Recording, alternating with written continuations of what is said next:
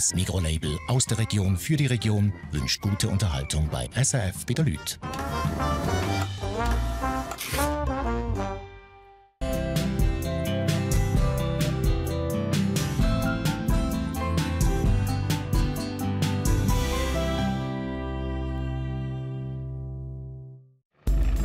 Ein Sommer lang auf den Hütten, im Buschlaf, am Mönch und im Lutherbrunnental. SRF bei den Leuten taucht ein in den Alltag der Hüttenwert und ist zu Gast bei der Lisa Nemenecker auf der Sulz-Lobhorn-Hütte. Sie hat ihre grosse Liebe gefunden und sich entschlossen, mit ihrem neuen Partner im Wallis eine neue Hütte zu übernehmen.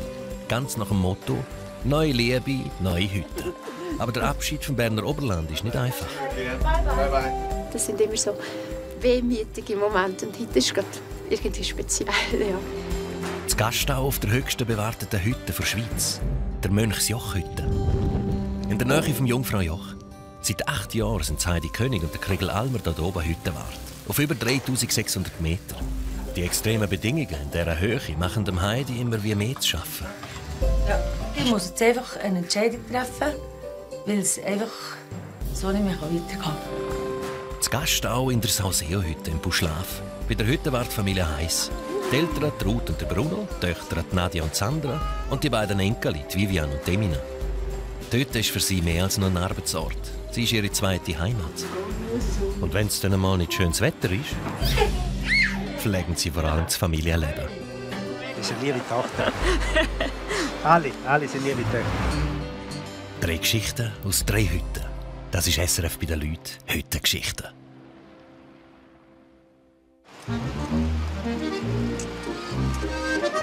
Im Val di Campo und Buschlaf ist es wirklich zum Davonlaufen mit dem Wetter.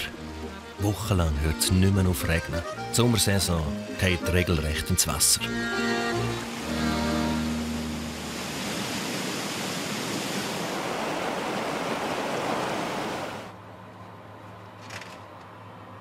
Der Bruno hat in seinen 34 Jahren auf der Hütte noch selten so etwas erlebt. Jetzt gerade heute, wenn es so streit ist, natürlich tote Hose sein, es läuft nichts, der Bus, die vom Bus läuten an, keine Menschen rauf, keine Menschen runter. Wartest auf jemanden, kommt niemand. Ein paar einzige Gäste, die dann kommen ins Abendmahl, da würde ich auch natürlich bei dem Wetter. Und heute, wenn ich so raus schaue, da, der Kaiberwetter, glaub mir, schliessen ein paar Ecken auf und gehen den Pascal mit der Ruth etwas essen oder ein bisschen schauen, ob dort etwas läuft. Der Bruno und die Ruth meinen es tatsächlich ernst und machen die Hütte dicht.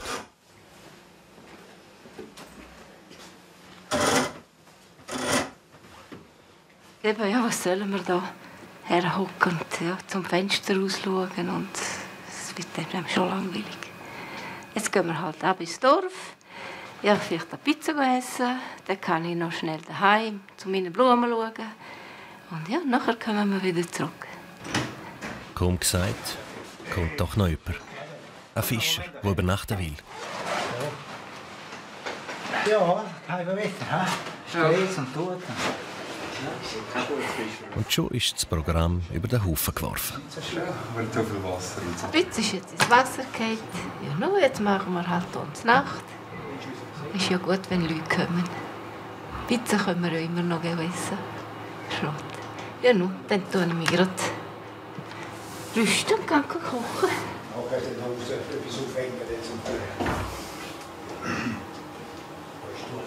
Hüttenwärter müssen flexibel sein.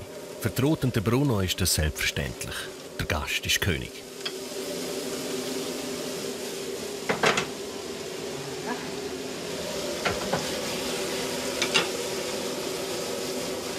Ja, ja, aber dann musst du zurück über die Brücke. Obwohl, so toll wie der Bruno findet es die Ruth nicht immer. Ja, wenn ich mir jetzt könnte wünschen, würde ich gerne irgendwo weg auf einer schönen Insel, einem blauen Meer, einem schönen weißen Strand. Und dort würde ich dann von der Hütte träumen. Ja, sie träumt schon ein bisschen. Also, ich weiss es auch, es wäre auch richtig, dass man irgendwann einmal dort dazu gehen. Aber jetzt ist es noch ein bisschen früh. Wir hoffen auf einen guten Herbst. Dann sind wir dann richtig gereift zum Abhauen. und vielleicht ans Meer oder irgendwo Wellness, also mal ein bisschen weg von dem Val di Campo. Das tut uns sicher gut. Bis im Herbst wahrscheinlich haben wir gleich ein bisschen die Nase voll und dann ist man froh. Und die Ruhe braucht das. Ciao. Ciao. Kurz darauf kommt Sandra mit ihren beiden Töchtern heim. Sie schafft fest mit als Angestellte und wohnt mit ihrer Familie durch den Sommer durch dort oben. Ciao, bella poppa. Come va? Ciao Emina, appunto con le mie scene. Scusami, sarei un po' tardi. Dopo ne riuto due a Kirilo. Vieni a tavola, Sandra. Studieren gegen Gamba. Zusammen mit ihrem Mann, Remo, haben sie heute den Tag frei gemacht.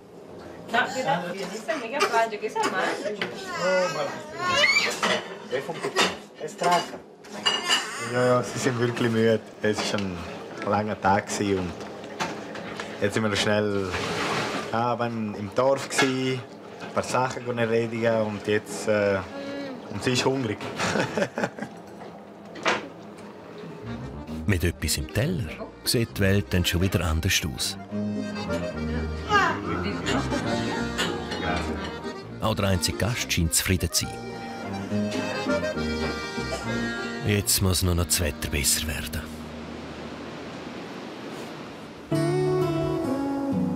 Im Wallis, auf über 2500 Meter, bläst der Föhn.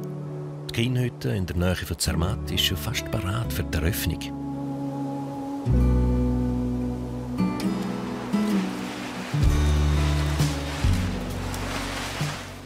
Lisa hat ihre anderen Hütten im Berner Oberland im Moment eine Helferin überlassen.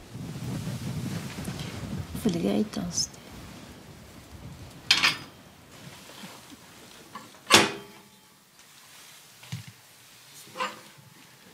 Ja, es kommt nicht.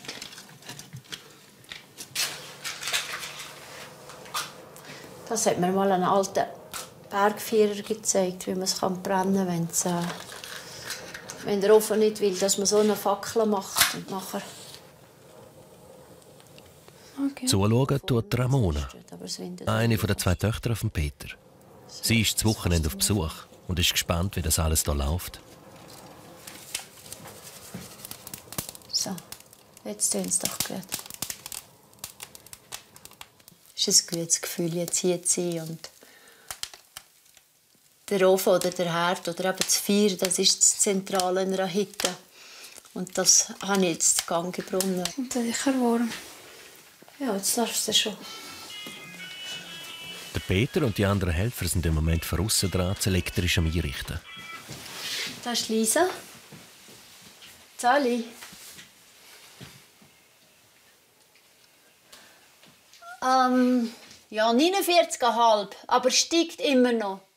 Dann kann ich jetzt alle anstellen, alle Lichtschalter. Weil jetzt brennen noch nicht alle. Ich sage dir, wenn wir alle Lichter brennen, ist gut. Das geht euch.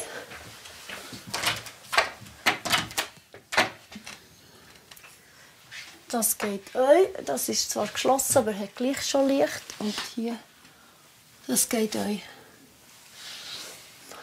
Jetzt, dadurch, dass es Strom in der Hütte hat, ist natürlich auch ein anderes Arbeiten als in der Lobhornhütte, wo wir keinen haben. Also hier können wir das Maus mit einem Mixer aufschlagen, und sicher eine Erleichterung gibt.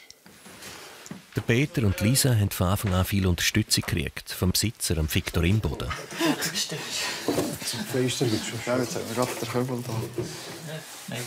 Er ist auch heute dabei, zusammen mit den Hüttengehilfen von dem Sommer. Oliver, 1,5? Nein, ist lang. Ist lang. Einmal hast du gesagt, wenn sie feste Gewitter gegen schon unter den Tisch schlafen. Das war mal gesehen, ja. Und da habe ich so ein bisschen leer geschlickt. Weil ich dachte, oh, in dem Fall wissen, wenn der Viktor unter den Tisch geht schlafen, dann gehe ich sehr wahrscheinlich am Abend. Die Hütte parat, die Stimmung gut, jetzt fehlen nur noch Gäste.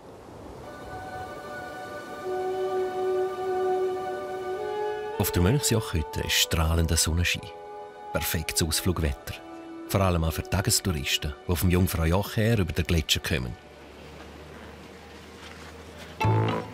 Dummerweise unterschätzen viele, wie hoch es da oben ist. Und die besten Schuhe haben sie auch nicht immer an.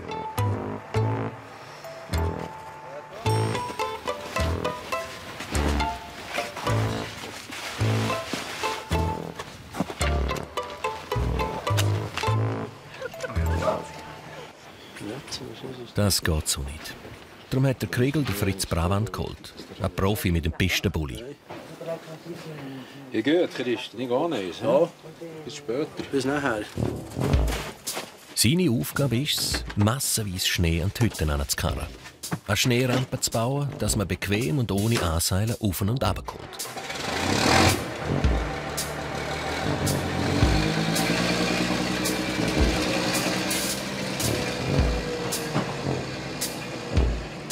Schnee für das Unternehmen hat es einmal genug auf dem Firm.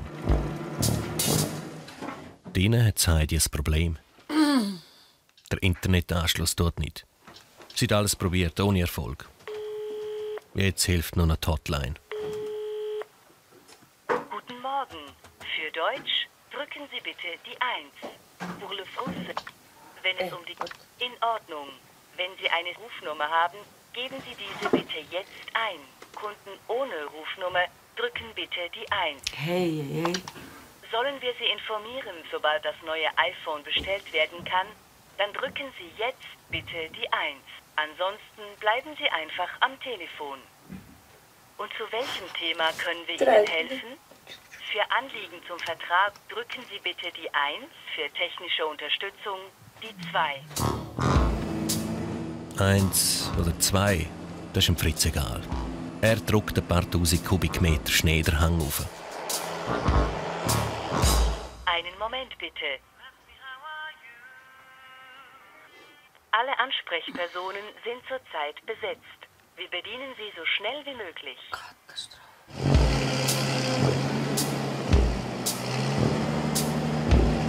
Ich verbinde.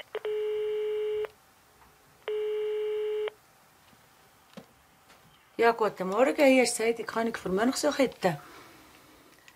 Ich komme nicht ins Netz. Ins Internet, genau. Nein, mit dem Laptop. Ja. Also, es läuft nicht über eine Nummer um. Wir haben selber einen Spiegel, einen Satt. Ja, das haben wir alles gemacht. Wisst ihr, wir sind eine Berghütte.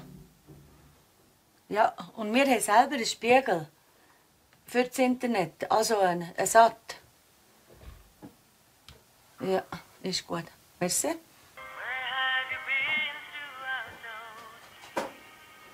Dass wenigstens gute Musik hat.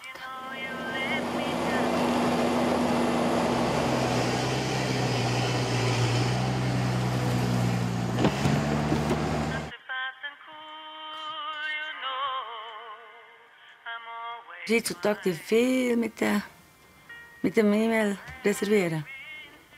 Und dann steht es auf einmal da und dann haben wir keine Nichts-Nacht für sie zum Beispiel, oder? Aber das geht 100 Jahre, bis der jemand abnimmt. Der Hang ist da.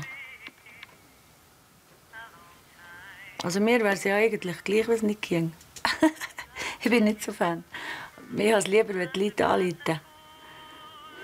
Aber das kannst du halt Zeit nicht mehr. Die sind halt so. Das ist halt einfach wichtig heutzutage. Jetzt hat die Musik aufgehört. Jetzt kommt das nächste Stück. Ja, Zeit bis im Oktober. So lange hat der Fritz für den neuen Hüttenweg definitiv nicht gebraucht. Ja, Christian, jetzt haben wir die Zufahrtsstrasse. Jetzt haben wir ihn, ja. Das ist gut so. Ja, jetzt können wir es noch höher dort, das ist lang. Das ist für Gäste auch gäbiger so. Ja. Ja, es ist ein bisschen lang, finde ich auch. Ich habe nicht so Zeit.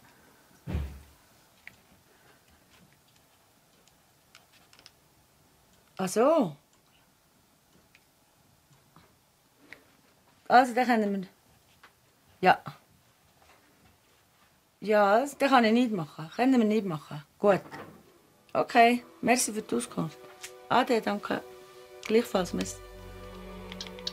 Eine Störung im Satellit.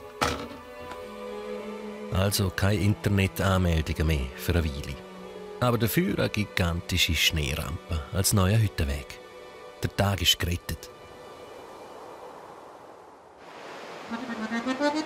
In der Sauseo-Hütte hat man sich langsam ans schlechte Wetter gewöhnt. Ändern kann man es ja eh nicht.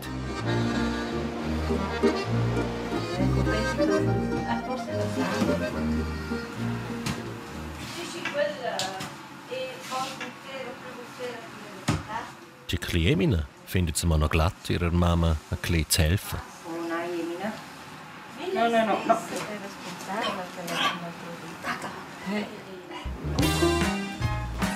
Und sie hat sogar Zeit für ein Spiel.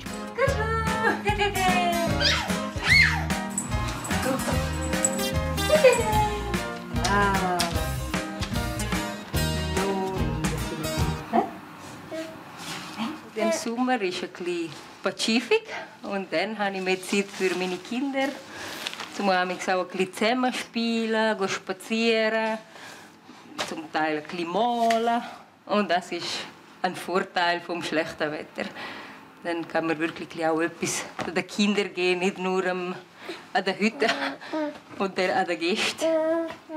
Gell, Emine? Hä?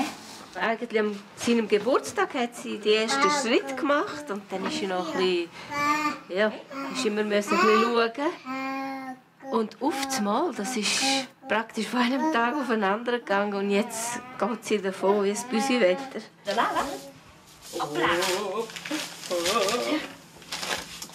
Sandra ist die einzige von den 4 Töchtern, die selber auch Kinder hat. Ruth geniesst ihre Rolle als Nonna. Gerade jetzt, wo sie ein bisschen Zeit haben füreinander.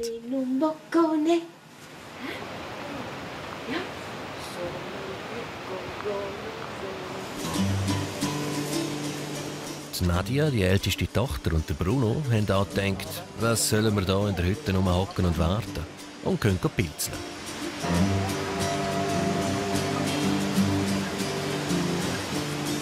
So schön das auch ist, Pilze suchen.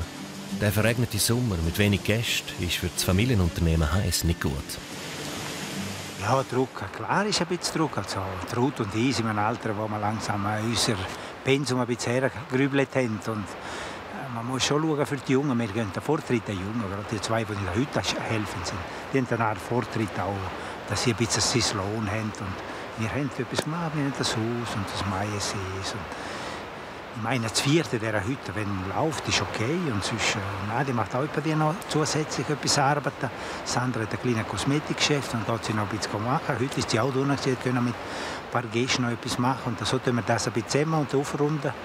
Ich arbeite noch beim Berliner-Pass im Winter, bin im Kanton, für den Sprengdienst und so weiter. Und da holen wir auch ein bisschen her. Und das tun wir nicht klagen. Ein bisschen Reserve haben wir schon. Also so schlimm ist es auch nicht. Unglaublich, was der Bruno und Nadia alles finden. Steinpilz und andere Prachtsdinger. Guarda questo! Tutto! Che show! Guarda questo che bello, papi. Super, hey. 1, 2, 3, hey. Guarda che bello quello. Ja, ganz gut. Wow, troppo bello. Jetzt schau da einer, hey, nochmal. Ma in Deutsch bellissimo. Ah, che bello. Ein bisschen Druck auf den Sackett. Schön brodig. Più bello dall'altro. Sì, guarda che quel che il Einer schöner als der andere. Hey, schau da, ist noch mal einer. Madonna, questo è bellissimo. Posso il cortellino per la netta giù un pit? Bravo. Okay.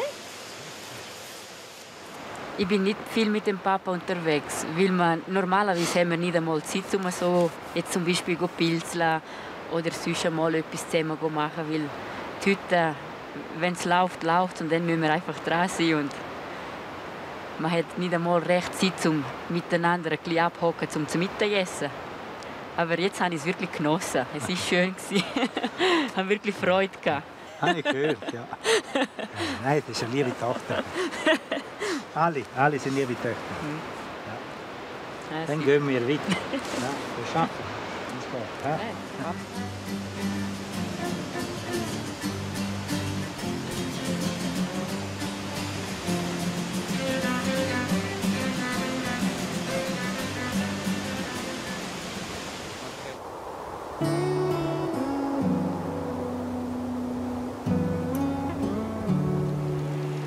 Kienhütten im Wallis, im Mattertal, der neue Arbeitsort für Lisa und Peter.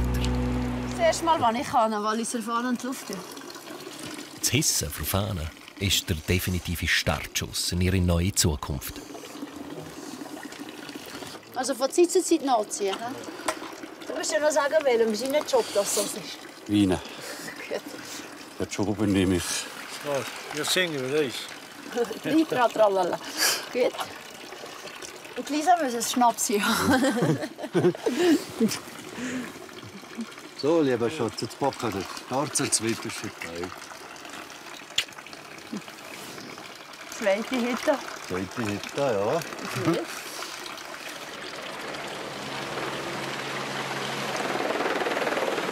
Das Wetter ist zum Glück für den Moment gut. Der Heli kann fliegen. Es kommen Vorräte für die nächsten paar Wochen.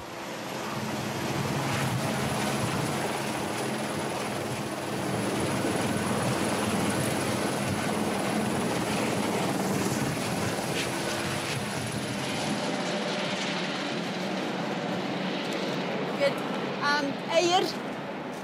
So les œufs und so? Da, Zobrus. Komm, hab schnell. Ja, einfach gerade hier entgegen haben, dass der Joghurtkeks nicht kippen. Ich habe voll den Zeh, der drunter geht. Das ist aber nicht so. Ja, es ist nicht so schlimm. Super Brot. Das war nicht schlimm. So, jetzt gibt es ja nicht mehr auseinander. Jetzt kannst du uns sortieren, Peter. Jawohl. Und die wir versorgen. Süß. Also, jetzt können wir anfangen zu arbeiten. Müsli machen, Brot backen. Lisa und Peter übernehmen die Hütten als Pächter. Das Geschäftsrisiko mit allen Einkäufen und die Investitionen tragen sie. Unter sich haben sie abgemacht, dass der Peter als Hüttenwart die Hauptverantwortung hat. Lisa mit ihrer Erfahrung tut ihn natürlich unterstützen. Aber man weiß nie, wie das rauskommt. Du musst dir sicher Gedanken Jahr ins Jahr. Das ist der Einkauf von Material, der Angestellte. Das ist schon eine Stange Geld. Aber wenn das Wetter mitmacht und du jeden Tag dann studieren kann man nicht. Das bringt es nicht. Ja, das ist schon so. Das ist, die Abrechnung machen wir Ende Saison. Jetzt habe ich ein bisschen den Biber gerade, weil eben vor allem auf der Lobhornhütte nicht so viele Tagesgäste kommen. Aber so wie ich es nachher budgetiert habe und ausgerechnet habe, sollte es eigentlich durchgehen. Dass wir zwar nicht gerade gross in die Ferien gehen bis im Herbst, aber dass wenigstens das Ziel erreicht ist, dass wir beide Hütten jetzt übernehmen können und dass das selbsttragend ist. Und sonst sage ich, ja, die Job suchen halt im Dezember und arbeiten.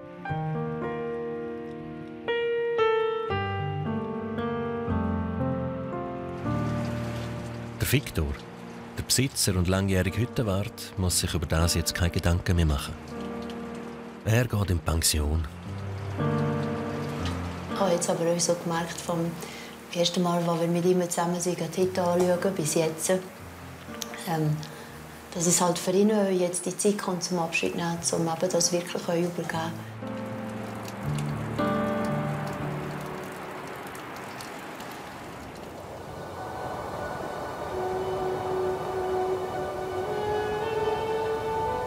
Auf der Mönchsjoch-Hütte hängt der Nebel tief.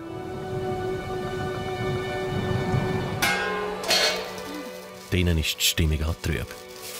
Heidi, die Lebenspartnerin von Kredi, kämpft mit sich selber.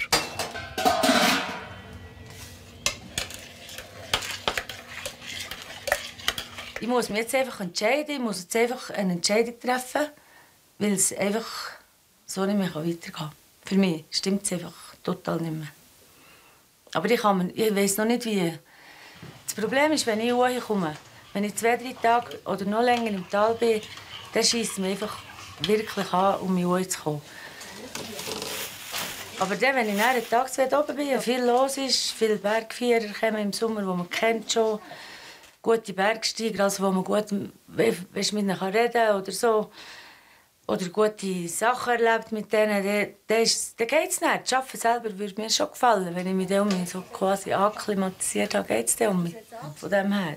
Also irgendwie musst du Entscheidungen treffen im Leben und dann ist halt vielleicht auch ein Schlussstrich, fertig. Ja, ich kann mich nur mal besuchen, aber schon, das kann ich mir nicht vorstellen. Da. Ja, das ist schon komisch irgendwie. Keine einfache Entscheidung. Sie und der Kriegel hatten doch einmal den Plan gehabt, dass beide sicher 10 Jahre dort oben bleiben. Jetzt sind es 8. Heidi will dem Kriegel auch nicht weh machen. Ich weiss auch nicht, was er denkt. Gut, ich weiß es nicht. Er macht alles für mich. Er wird alles für mich machen und probiert immer alles für mich zu machen. Aber wenn ich irgendwie vom Mönchsuch rede, zum Aufhören, dann hat er gar kein offenes Ohr. Das will er nicht kehren. Weil ihm gefällt das hier und er will das durchziehen. Wie lange, hat er noch nie eigentlich genau sagen. Ja, das weiß ich selber auch nicht. Ich will einfach gewohnt, wenn man etwas anfängt, macht man das richtig und fertig. Und dann ist man einfach da. Frei machen eigentlich nicht. Das sagt man eigentlich auch nicht. Da kann ich dann, wenn hier zu ist, da muss vielleicht ein bisschen lockerer nehmen. Aber mir ist lieber, wenn etwas geht. Aber ohne Heidi wäre es sicher nicht mehr das Gleiche. Ändert tut das. Ja, es ändert schon. Sie ist nicht mehr da. Wie tust du?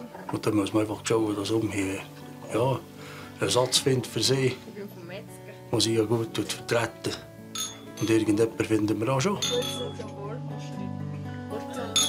Ja, ich glaube, da ändert in der Beziehung, das ändert da nicht. Wir kommen dann vielleicht weniger aufs Geder, wenn sie im Tal ist und hier wohnt. Ja.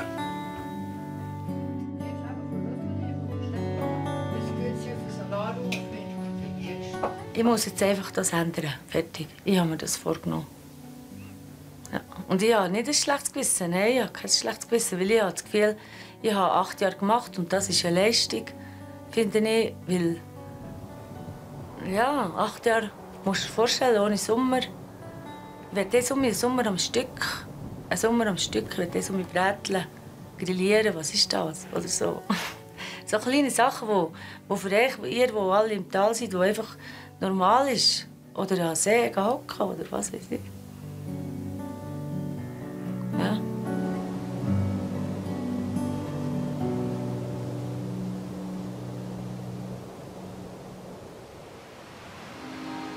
Von der hochalpinen Hütte am Mönch in den Süden runter, ins Buschlaf, an Lago di Sauseo. Das Seeli hier ist eines der beliebten Ausflugsziele, etwa eine halbe Stunde von Hütte weg.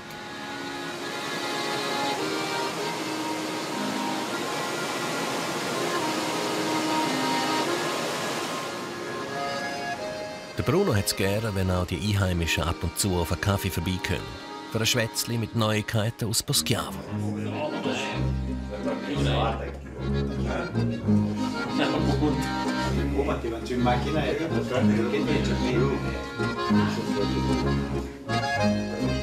Die gesammelten Steinpilze sind bei der Ruth und der Vivian in besten Händen.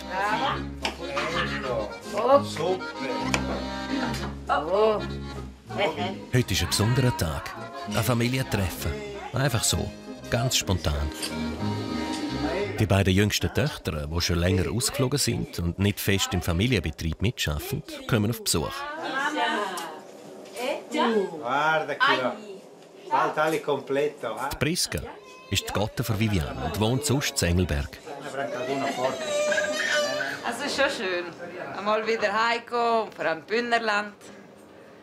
Einmal eben Papa, Mama und die Schwester wieder gesehen. Das ist halt schon wieder speziell. Und ja, je nachdem sind halt monatelang sind wir getrennt voneinander. Aber wir hören uns halt regelmäßig und halt in die Hütte wiederkommen, alle zusammen wieder sehen, ist natürlich schon speziell. Manchmal denke ich, es ist schön, weil sie ist nicht in dem Stress, wo wir immer sind. Sie kann sein Leben gemütlich machen, gleich richten, wie sie will. Wir sind halt immer da, im ganzen Stress und im ganzen Puff. Manchmal bin ich froh für sie, dass sie nicht in dem Zeug ist.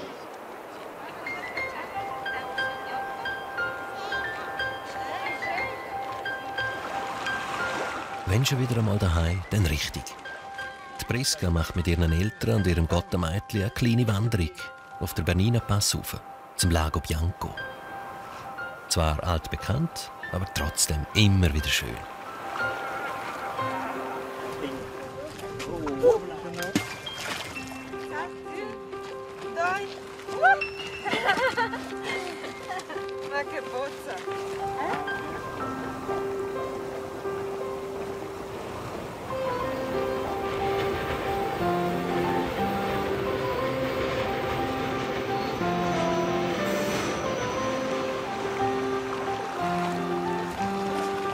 Ma mettere giù una planta? Sì, è passa. Che bel calino. Und das sind halt natürlich meine Berge. Also ich sage immer, keine Berge kann die ersetzen. Ich kann so gut auf den Titlis gehen oder Pilatus oder auch von mir aus auf den Calandatskur, aber diese Berge sind halt meine Berge und ja, sind halt für mich ganz speziell. Wenn die Eltern weg sind, so wie heute, steht Nadia, die älteste Tochter, in der Küche. Sie ist eine wichtige Stütze im Familienbetrieb. Okay, das ist schon mein Leben. Ich bin so aufgewachsen und irgendwie habe ich das Gefühl, ich muss dabei sein. Ich gehöre hier an. Und sie brauchen mich und die brauchen sie. Und ja, es ist so etwas, das mich zieht. Hoi Bruno. Hoi.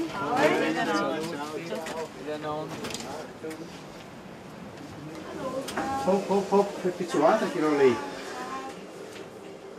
Ecco. Die 4-jährige Vivian ist müde geworden vom Wandern und schläft tief und fest. Die Nadia hat keine Zeit zum Ausruhen und muss zurück in die Küche. Heute Abend sind wir auf 40 auf einmal. Das Wetter von morgen bringt einen Haufen Leute. Sind wir auch froh? Ja. Ja, und jetzt bin ich schon bald parat mit dem Snack. Es funktioniert, auch ohne Il Capo. Die Nicole, die jüngste Tochter, ist unterdessen auch noch auftaucht. Jetzt ist der heiße Clan komplett, mit allen 4 Töchtern plus Anhang.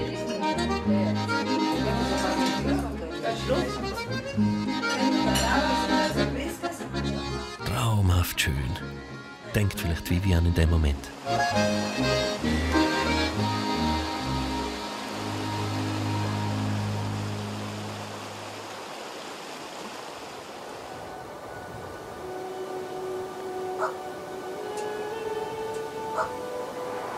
Abendsonne auf der Bergspitze, rund um die Mönchsjochhütte.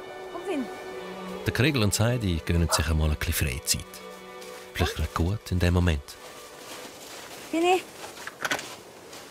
Gäste hat es wenig, die Hüttengehilfin hat es im Griff. Also ab in den Ausgang. Die nächste Möglichkeit da oben ist das Jungfraujoch. Dort haben sie mit Freunden abgemacht. Ja. Komm wieder. Komm.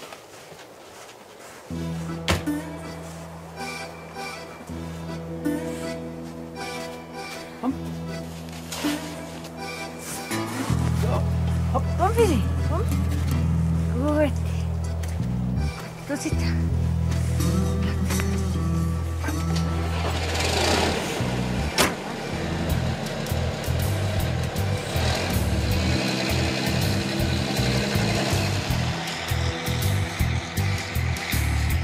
da. Alles geradeaus über den Gletscher. Immer der Abendsonne entgegen.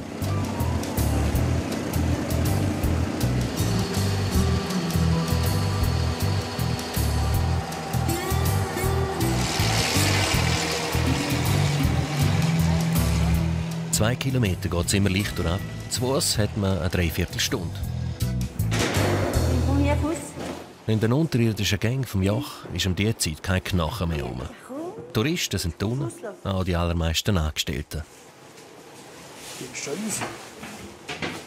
Ja, Leute, nein, Aber Sie sagen ja hallo. Mit einer Ausnahme. Das Betriebsleiter-Ehepaar der Hochalpinen Forschungsstation. Hallo zusammen. Hallo zusammen. Hast du deinen Laptop dabei? Der Martin und John Fischer. Der Finn hat eine Freude am Sherpa, am Hund des Fischers.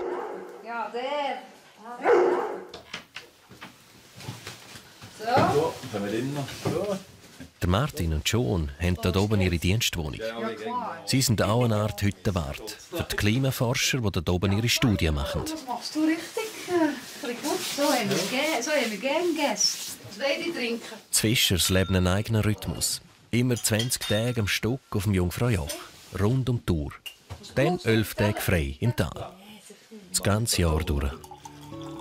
Die jetzt schon morgen. Finn hat wahrscheinlich auch noch nicht zu Nacht gehabt. Ja. Als quasi Nachbauern von Kriegel und dem Heidi verstehen sich die vier prächtig. Merci, ja. Schon lange nicht mehr gesehen. Schon.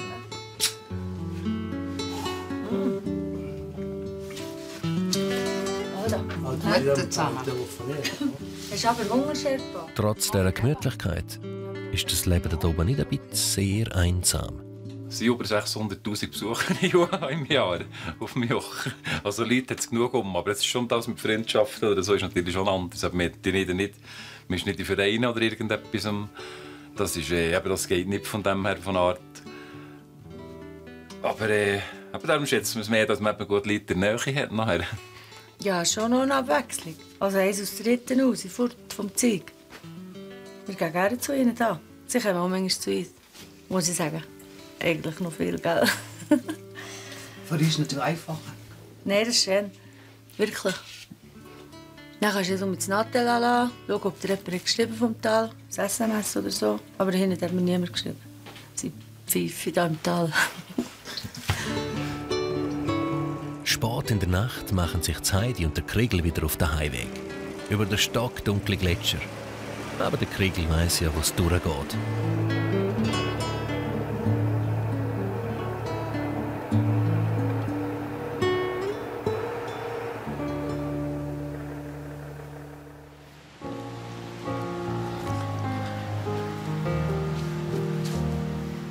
Für mich ist es immer schön, wenn ich mich in unserem Hüttenleben ausklinken kann. Wenn ich Milch holen noch einen Abendspaziergang machen. Und jetzt freue ich mich, zurück in die Stube zu gehen, weil ich weiss, die Arbeit ist gemacht und ich komme in eine riesige, warme Hütte. Auch die Lisa Nemenegger hat das gleiche Bedürfnis. Zwischendurch einmal kurz verschnaufen. Sie ist wieder zurück im Berner Oberland auf der Sulzlobauernhütte. Hallo zusammen. Der Peter ist im Wallis. Hallo, Martin. Oh, komm wieder rechtzeitig. Sie und her zwischen dem Wallis und dem Berner Oberland geht der Lisa langsam an die Substanz. Das schlechte Wetter kommt noch dazu. Ein Anschlag bin ich im Juli, als ich Ende Juli Buchhaltung gemacht habe und festgestellt habe, dass der Umsatz uns bleibt. In der Kindheit der ganze Juli eigentlich praktisch keine Gäste hatte, keine Tagesgäste hatte, dadurch keine Einnahmen. Und hier auf der Lobhauerhütte bleiben Tagesgäste. Unsere Übernachtung eben nicht so schlecht, aber Tagesgäste bleiben uns von uns finanzierend. Und ich habe mir Gedanken gemacht, das Personal zu reduzieren. Und Gott sei Dank hat es die letzten 10 Tage doch wieder sonnige Tage gegeben, wo wir Tagesgäste hatten, wo wir konsumfreudige Gäste hatten. Jetzt hat sich das Ganze relativiert. Ich muss mir jetzt nicht mehr Gedanken machen, das Personal abzubauen. Weil das wäre für mich ein sehr schwieriger Entscheid gewesen. Auch heute hat es wenig Gäste. Aber die Stimmung ist gut. I've been a wild rover for many's a year, and I've spent all me money on whiskey and beer. But now I am returning with gold in great store, and I never will play the wild rover no more. and it's oh, nay, never. Oh, nay, never, no more. Will I be a wild rover? No, never, no more. Was mir jetzt einfach fehlt, ist so, oder die letzte Woche gefehlt hat, ist austauschen. Ja, der Peter war nicht da 3 Wochen, habe ich ihn nicht gesehen und so. Das Austauschen mit einer neutralen Person, weil ich habe mit den Angestellten, wir haben schon ein gutes Verhältnis und wir können viel mit ihnen diskutieren, aber so, es gibt Sachen, die ich einfach gerne mit dem Peter würde diskutieren und mit ihm besprechen, wenn es eben Situationen gibt, wo ich am Anschlag bin oder nicht gerade weiss, wie ich es lesen soll. Und Ich merke es jetzt halt schon, wenn er nicht da ist. Es fehlt an so vielen Orten, so vielen Sachen. Ja, 10 o'clock, we have quiet time. Genug Schlaf zu kriegen ist umso wichtiger für Lisa. Darum macht sie konsequent um 10 Uhr Feierabend. Am 7 Uhr gibt es zum Morgen. 7 until 5 past. Strong rules, hard rules in der Hand. Aber man muss nicht am 7 Uhr zum Morgen essen. Wenn ich komme zur rechten Zeit, dann essen halt das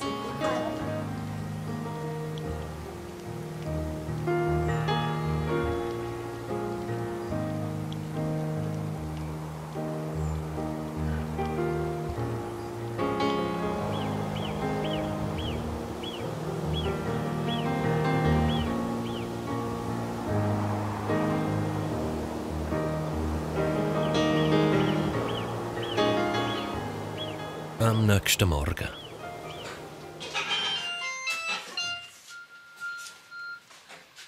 Hallo. Johnny, geht's gut? Tipptopp, sag. Wie viele Gäste hast du heute? Der wird gleich viel, super. Was kochst du? Braten für 4. Ah. Ja, super. Gut. Wie die Pulle. Peter habe ich jetzt schon zum 3. Mal gehört, am Morgen zum Sari sagen, wie immer.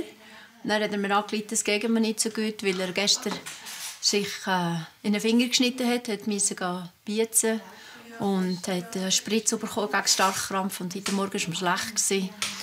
Und jetzt hat es mir einfach Wunder genommen, wie es mir geht, ob er jetzt dem Doktor angeleitet hat, aber er hat es halt nicht gemacht. Er sagt, es geht ihm besser und ich hoffe, er ist dann für das Wochenende fit.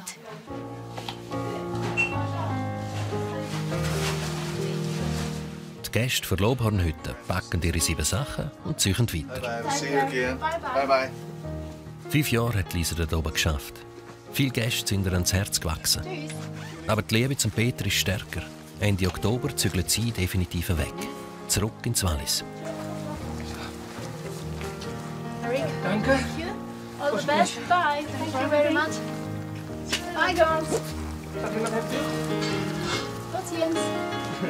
Bye, bye. Tschüss.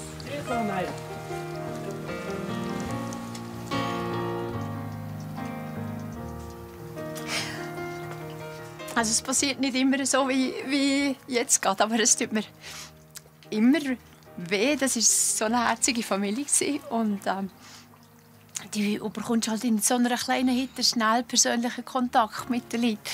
Und dieses Jahr ist so speziell, kommt man immer wieder zu vielleicht sehe ich die gar nie mehr, oder? Ja, du schickst irgendwie auf den Weg und du weißt nicht, wie geht ihr Leben weiter. Genau gleich, wie wir auch nicht wissen, wie ihr Leben weitergeht. Und ich nehme mir immer die Zeit, um persönlich anzusagen den Gästen und sie zu verabschieden. Und das sind immer so wehmütige Momente. Und heute ist es gerade irgendwie speziell, ja.